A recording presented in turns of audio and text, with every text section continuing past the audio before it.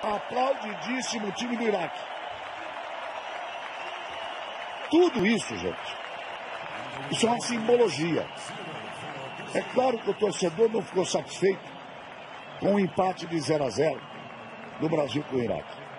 Mas as vaias para a seleção brasileira e os aplausos para a seleção do Iraque mostram claramente o sentimento do torcedor com aquilo que é o bem maior do esporte brasileiro, a paixão maior que sempre foi a seleção brasileira. Dói, incomoda, machuca.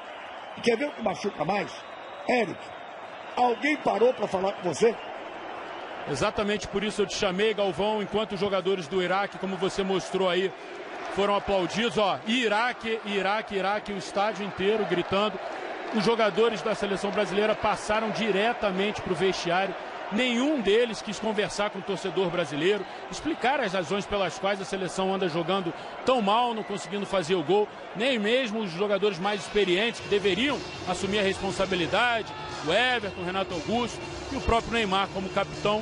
Ou seja, todos os jogadores já foram para o vestiário, viu, Galvão? Olha, é um pouco diferente do que a gente está acostumado a ver. Isso é uma Olimpíada.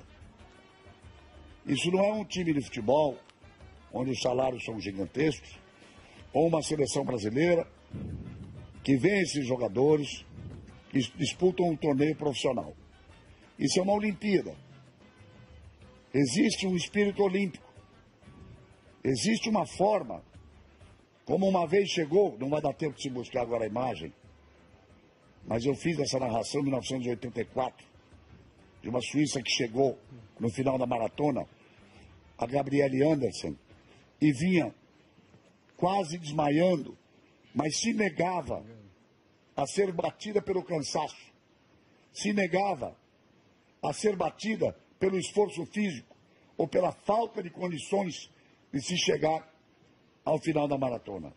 E as pessoas, as milhões de pessoas que estão em casa, têm direito sim de ouvir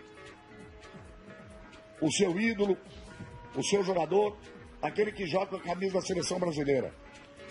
É feio, é muito feio, não é profissional, não é ético e não é correto sair de campo e se negar, um time inteiro se negar a falar.